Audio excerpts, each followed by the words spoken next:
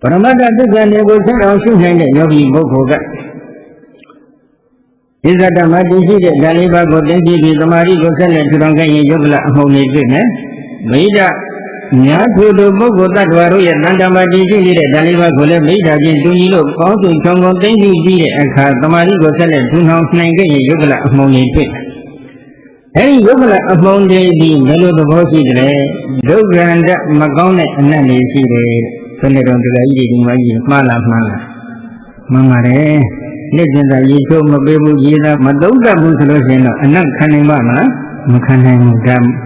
ခန္ဓာအိမ်ထဲကသန္တကူတွေမွေးကြတဲ့ယနတ်တွေထွက်နေတာမဟုတ်ဘူးဆိုတာအလုံးသိကြပါတယ်ဘုဒ္ဓနေတဲ့အနတ်တွေကအကုန်လုံးထွက်နေတယ်ဘာကြောင့်လဲဆိုတော့ဘုရားကမိမိခန္ဓာအိမ်ထဲမှာတည်ရှိနေတဲ့ဘုလို့အလုံးစုံတွေကခန္ဓာအိမ်ထဲမှာပဲအတုပချထားတော့ဒီအပုတ်ကောင်းတွေဟာမိမိခန္ဓာအိမ်ထဲမှာအသိရှိနေတယ်အသိရှိနေတဲ့အခါကျတော့မိမိခန္ဓာအိမ်ကလည်းပုတ်လို့နေတဲ့ဒီအစစ်အနတ်အရသာတွေနဲ့ရောနှောပြီးမနေဘူးလားရောနှောနေတယ်ဒါကြောင့်ဒုက္ခန္တမကောင်းတဲ့အနတ်နည်းနဲ့ရောနေတယ်အတုရှိမစင်မကျင်ယုံကြည်စက်စုပ်ပဲရောအစစ်အနတ်အတဲ့အမျိုးမျိုးတွေနဲ့ရောနှောနေတယ်ပုတ်လို့နေတဲ့အနတ်အတဲ့အမျိုးမျိုးတွေနဲ့ရောနှောနေတယ်ဒီတော့ဒီယုတ်ကလတ်တွေကိုဓာတ်ခွက်ပြီးတော့ယုတ်ပရမတရားတွေကိုအနိစ္စဒုက္ခအနတ္တလက္ခဏာရဲ့သုံးတန်တင်ပြီးရှုတဲ့အပိုင်းမှာဒီအတုပဘာဝနာကိုလည်းဆက်လက်ပြီးရှုဖို့မြတ်စွာဘုရားကဟောထားပါတယ်။အဲဒီလိုဟောလိုက်တဲ့အတုပဘာဝနာရှုခဲ့ဒီကိုရည်ညွှန်းပြီးတော့ဘုရားရှင်ကဒီသုဒ္ဓမှာဟောနေတာပါ။ဒါကယုံလောကပဲ။နာလောကကိုနည်းနည်းတစ်ချက်တက်ပြီးနည်းနည်းထပ်ပြီးပြောလိုက်အောင်မယ်။အကုသိုလ်တရားတွေကတော့မကောင်းတဲ့အကျိုးကိုယ်ဧကံပြည့်နေတဲ့အတွက်ဉာဏ်ရှာဆက်စုပ်ပဲသဘောဧကံဖြစ်ခြင်းကြောင့်အကုသိုလ်နံတရားစုကိုတော့အတုပလို့ရှင်းနေတယ်။တခါတည်းကုသိုလ်နံတရားတွေကိုအခြေခံပြီးတော့ဒီကုသိုလ်တွေကိုအကြောင်းပြုပြီးအကုသိုလ်တွေကလည်းထပ်ပြီးဖြစ်ပြန်နေဘယ်လိုလဲ။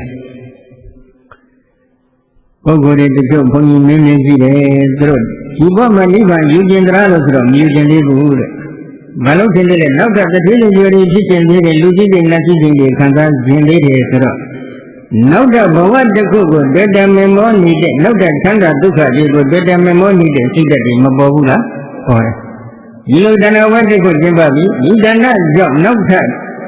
လူချမ်းသာလက်ချမ်းသာဆိုတဲ့ဘဝတွေကိုလှမ်းပြီးတွေ့တယ်နေတဲ့အကုသိုလ်တရားတွေထပ်ပြီးမဖြစ်ဘူးလားဖြစ်နေပြန်တယ်ဒါသုတောင်းတဲ့ပုဂ္ဂိုလ်တွေအဖို့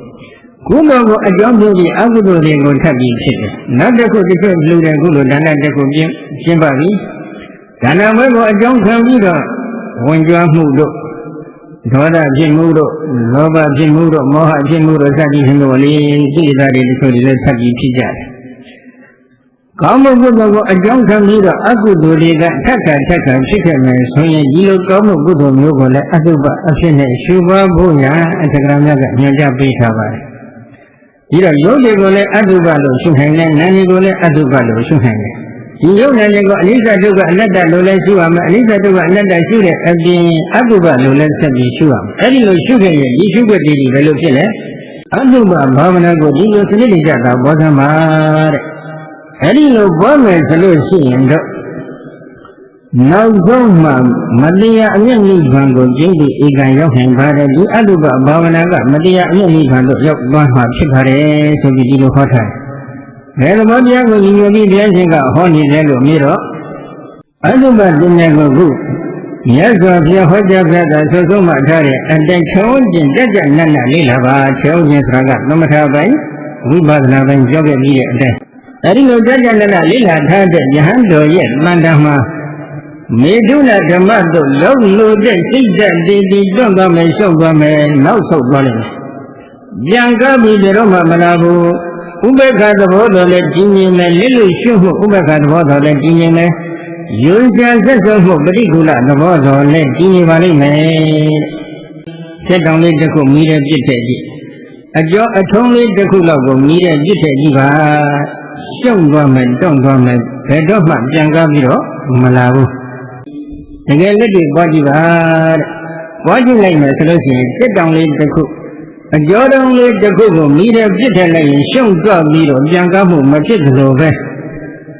အတုပဘာဝနာကိုစနစ်တကျပွားများနေတဲ့ယဟန်တော်ရဲ့တန်တန်မှမေတုလဓမ္မတို့တက်ရောက်လို့တဲ့ဒီစိတ်ဓာတ်တည်တည်ရှုံ့သွားမယ်တွန့်သွားလိမ့်မယ်နောက်ဆုတ်သွားလိမ့်မယ်ပြန်ကားပြီးဘယ်တော့မှမလာပါဘူး ဥပ္ပခါသဘောတရားလစ်လို့ရှုမှုဥပ္ပခါသဘောတရားဒီလည်းကောယွန်ရှာသက်သောမှုပဋိကူလသဘောတရားဒီလည်းကောင်းစွာတည်လာပါလိမ့်မယ်ဆိုပြီးတော့ဒီလိုဘုရားကနည်းပေးထားတယ်အဲ့ဒီတရားကတော့ဒါဒကာကြီးတွေဒကာမကြီးတွေကောတရားဟောနေတဲ့ဘုန်းကြီးအတွက်ကိုဘုရားရှင်ကတနာလို့ပေးနေတဲ့နည်းစနစ်ပဲဒီတရားတွေကဒကာကြီးတွေဒကာမကြီးတွေနဲ့တကွဘုန်းကြီးတို့ကသန္တရာတစ်ကြောက်မှဒုက္ခပြီးခဲ့တယ်ဆိုတော့ကတော့အလုံးနားလည်လိမ့်မယ်လို့ဘုန်းကြီးသဘောပေါက်ပါတယ်